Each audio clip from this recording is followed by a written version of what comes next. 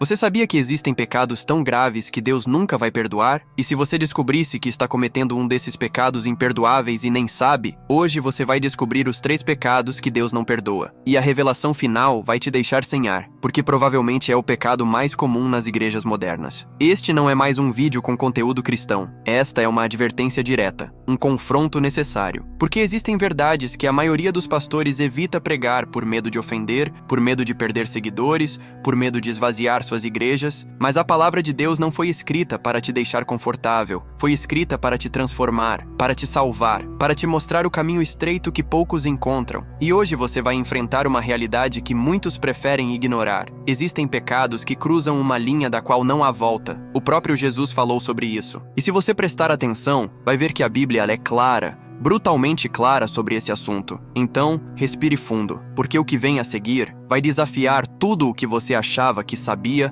sobre o perdão de Deus. Vamos começar com o primeiro pecado imperdoável, a blasfêmia contra o Espírito Santo. Marcos capítulo 3, versículos 28 e 29 dizem: Em verdade vos digo que todos os pecados serão perdoados aos filhos dos homens, bem como todas as blasfêmias que proferirem. Mas qualquer que blasfemar contra o Espírito Santo nunca obterá perdão, mas será réu de pecado eterno. Você ouviu? Todos os pecados podem ser perdoados, menos um. Mas o que realmente significa blasfemar contra o Espírito Santo? Muitos cristãos vivem apavorados achando que qualquer pensamento ruim ou dúvida momentânea é esse pecado imperdoável. Mas não é tão simples assim. Blasfêmia contra o Espírito Santo não é um erro acidental, não é um deslize momentâneo, não é um pensamento intrusivo que te assombra, é algo muito mais profundo e mais aterrorizante. É a rejeição deliberada, consciente e permanente da obra do Espírito Santo na sua vida. É quando você vê a luz de Deus brilhando diante de você e chama isso de trevas. É quando você experimenta a convicção do Espírito Santo e endurece seu coração a ponto de não conseguir mais sentir nada. No contexto de Marcos capítulo 3, os fariseus viram Jesus expulsando demônios pelo poder do Espírito Santo e disseram que ele fazia isso pelo poder de Beelzebu, o príncipe dos demônios. Eles não apenas rejeitaram Cristo, eles atribuíram a obra divina ao diabo. Isso é blasfêmia contra o Espírito Santo. E aqui está a verdade aterrorizante. Esse pecado não pode ser perdoado porque a pessoa que o comete chega a um estado tão endurecido que não deseja mais perdão, não consegue mais se arrepender, não sente mais convicção divina. Sua consciência está cauterizada. Hebreus capítulo 6, versículos 4 a 6 reforçam isso, porque é impossível que os que uma vez foram iluminados e provaram o dom celestial e se tornaram participantes do Espírito Santo e provaram a boa palavra de Deus e os poderes do mundo vindouro e recaíram, sejam outra vez renovados para arrependimento, visto que de novo crucificam para si mesmos o Filho de Deus e o expõem ao vitupério. Se neste momento seu coração sente medo, se algo dentro de você treme ao ouvir isso, esse é um bom sinal, porque quem comete esse pecado não sente mais nada, não tem mais medo, não busca mais a Deus. O fato de você estar preocupado com isso mostra que o Espírito Santo ainda está trabalhando em você. Mas cuidado, porque existem pessoas nas igrejas que estão caminhando perigosamente perto dessa linha. São aqueles que manipulam o evangelho para seus próprios interesses, que usam o nome de Deus para enganar, que conhecem a verdade, mas preferem a mentira, porque isso lhes dá poder, dinheiro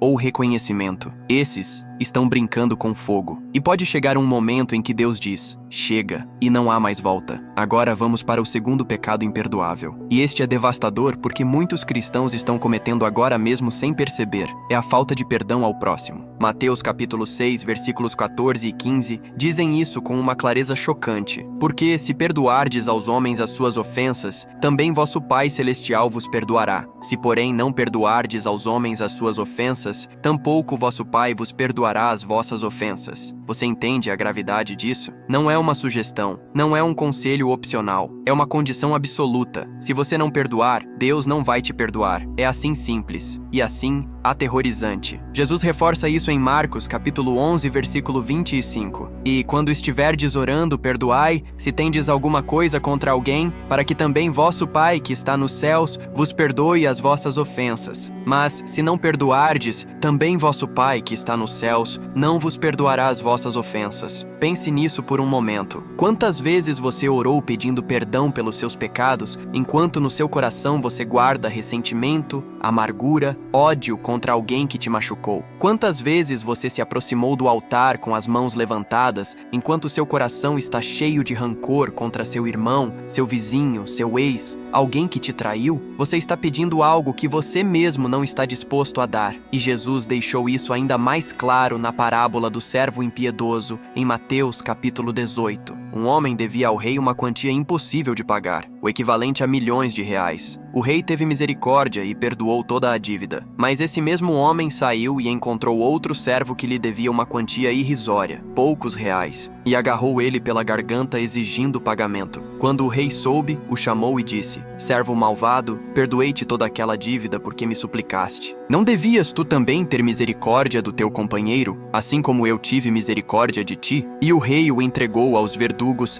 até que pagasse tudo o que devia. Jesus encerra a parábola com estas palavras arrepiantes: "Assim vos fará também meu Pai Celestial, se do coração não perdoardes cada um a seu irmão as suas ofensas." Isto não é apenas sobre fingir que perdoa, não é sobre dizer que perdoa com a boca enquanto seu coração ferve de raiva. É sobre perdoar de coração, genuinamente, completamente. E aqui está a verdade confrontadora. Deus te perdoou de uma dívida infinita. Seus pecados mereciam a morte eterna, mereciam o inferno. Mas Cristo pagou essa dívida com seu sangue na cruz. E agora você, que foi perdoado de tanto, se recusa a perdoar alguém que te ofendeu? Quem é você para reter perdão quando Deus te deu gratuitamente? Este pecado é imperdoável, não porque Deus é cruel, mas porque revela um coração que nunca entendeu verdadeiramente a graça. Revela que você nunca experimentou de verdade o perdão de Deus. Porque quem foi perdoado, perdoa. Quem recebeu misericórdia, dá misericórdia. Efésios capítulo 4, versículo 32 diz: "Antes, sede uns para com os outros benignos, compassivos, perdoando-vos uns aos outros,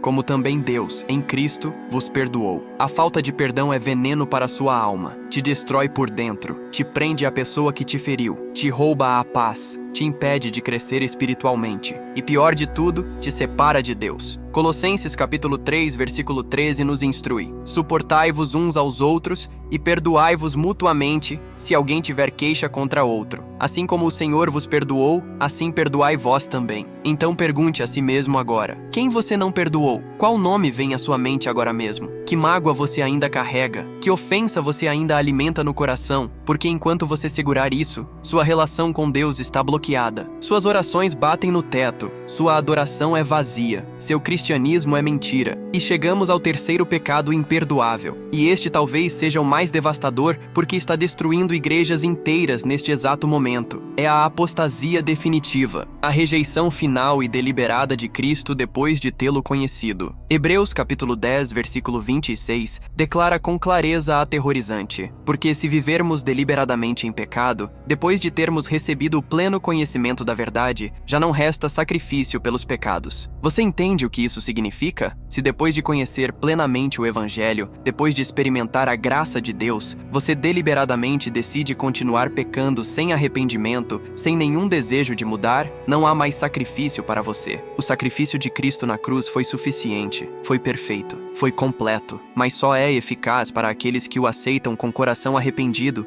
e se mantêm fiéis. Apostasia não é simplesmente deixar de ir à igreja porque você se mudou de cidade ou teve uma crise de fé temporária. Apostasia é renunciar completamente a Cristo, é negar tudo o que você um dia acreditou, é dar as costas deliberadamente para a verdade que você uma vez conheceu. 2 Pedro, capítulo 2, versículo 20, diz algo arrepiante: "Portanto, se, depois de terem escapado das contaminações do mundo mediante o conhecimento do Senhor e Salvador Jesus Cristo, se deixam enredar de novo e são vencidos, tornou-se o seu último estado pior que o primeiro, pois melhor lhes fora nunca tivessem conhecido o caminho da justiça, do que, após conhecê-lo, volverem para trás, apartando-se do santo mandamento que lhes fora dado. Melhor nunca ter conhecido a verdade do que conhecê-la e rejeitá-la deliberadamente." Este é o estado de muitos nesta geração, pessoas que cresceram na igreja, que sabem a Bíblia de cor, que que serviram em ministérios, mas decidiram que o mundo tinha algo melhor para oferecer. Pregadores que abandonaram a fé para abraçar o ateísmo. Crentes que agora zombam abertamente de Cristo nas redes sociais. Líderes que negam as verdades fundamentais do Evangelho para serem aceitos pela cultura moderna. Hebreus capítulo 6, versículos 4 a 6 acrescenta: porque é impossível que os que uma vez foram iluminados e provaram o dom celestial e se tornaram participantes do Espírito Santo e provaram a boa palavra de Deus e os poderes do mundo vindouro e recaíram sejam outra vez renovados para arrependimento, visto que de novo crucificam para si mesmos o Filho de Deus e o expõem ao vitupério. Existe um ponto sem retorno. Existe um momento em que o coração fica tão endurecido que não consegue mais responder à graça, como o Faraó em Êxodo,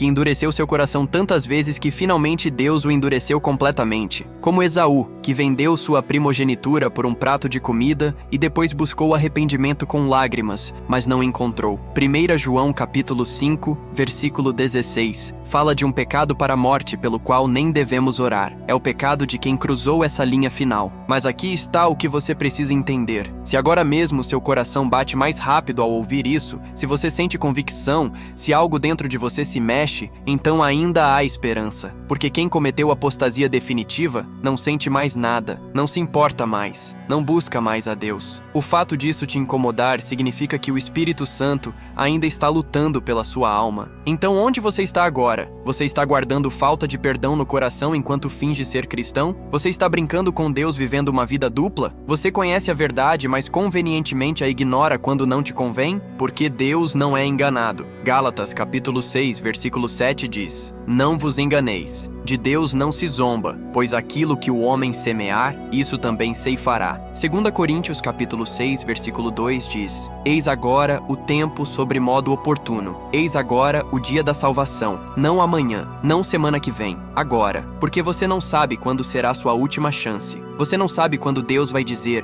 chega. Se tem alguém que você não perdoou, perdoe hoje. Se você está endurecendo seu coração, renda-se hoje. Se você está se afastando de Deus, volte hoje. Porque amanhã pode ser tarde demais. Agora, vamos orar juntos. Se essa mensagem te confrontou, ore comigo. Repita essas palavras no seu coração. Senhor, eu reconheço que tenho brincado com coisas sérias. Reconheço que tenho guardado falta de perdão no meu coração. Reconheço que tenho endurecido meu coração quando tu me convences do pecado. Perdoa-me, Senhor. Hoje eu escolho perdoar aqueles que me feriram, assim como tu me perdoaste. Hoje eu escolho me render completamente a ti. Hoje eu escolho não mais brincar com minha salvação. Não quero cruzar a linha do imperdoável. Não quero endurecer meu coração a ponto de não sentir mais tua voz. Espírito Santo, continua me convencendo, continua me moldando, continua lutando pela minha alma. Não me deixes endurecer, não me deixes cair em apostasia, não me deixes ser alguém que um dia conheceu a verdade, mas deliberadamente a rejeitou. Eu te escolho hoje, Senhor. Eu escolho teu caminho, eu escolho tua verdade, eu escolho vida, não morte, perdão, não amargura, arrependimento, não rebeldia. Em nome de Jesus Cristo, amém.